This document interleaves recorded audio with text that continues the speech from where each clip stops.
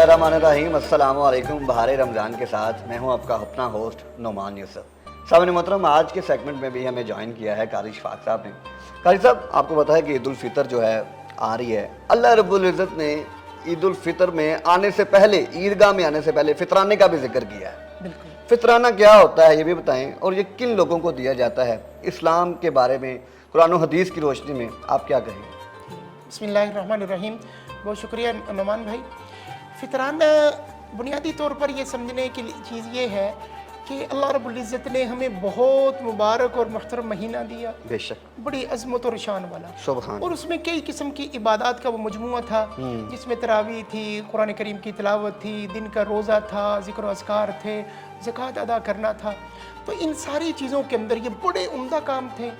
तो ऐन मुमकिन था कि इसमें कोई कमियां कोताहियां हो गई हों, इसमें कोई लग़ज़िशें हो गई। हाय हाय हाय। तो अल्लाह रब्बुल इज़्ज़त ने उसके हल के लिए, उसको बराबर करने के लिए आखिर में कहा कि तुम सदका फ़ितर भी दे दो। इससे दो फ़ायदे हो जाएंगे। हाय हाय।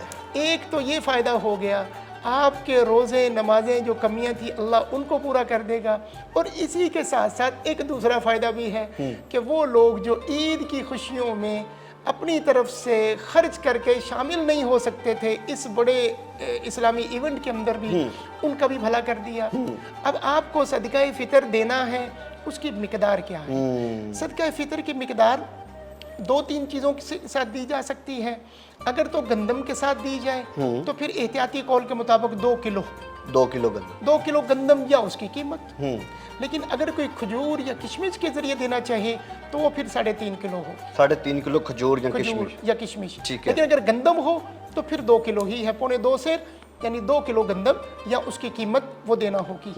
अच्छा, दूसरा क्वेश्चन इसी के साथ साथ मिलता जुलता वो ये है कि कब देना चाहिए? कब देना चाहिए फितराना? ईदगाह में जाने से पहले तो देना ही देना है, लेकिन कब देना चाहिए?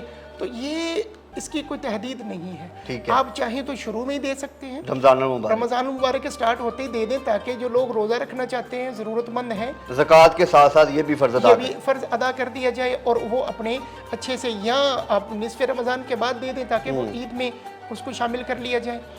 और तीसरा ये कि अगर किसी ने रोज़े नहीं रखे, बिल्कुल सही, सुस्ती रह गया या कमज़ोर था, अच्छा, ये रखे हैं तो बहुत कम रखे, ऐसे ही है। तो और अगर किसी ने रखे ही नहीं, तो उसका जवाब ये है कि ये सदका फ़ितर हर उस शख्स पर है जिसने ईद के दिन फजर की नमाज के वक्त का सांस लिया है। यानी अगर कोई बच्चा पैदा भी हुआ, सुभान अल्लाह, सहरी से पहले पैदा हो गया, तो उस पर भी सदका फ़ितर है, वाजिब है, और उसके जो पेरेंट्स हैं या उसके जो सरपरस्त हैं वो अदा करेंगे। बहुत इसलिए ये इंतहाई ज़रूरी चीज़ है। इस्लाम सारी चीज़ों को साथ ले लेकर लोगों की नमाज़ों और रोज़ों को कबूल करने के बहाने गुरबा का फ़ायदा करने जा रहे हैं, लिहाजा ये इस एतबार से ये अदा करना।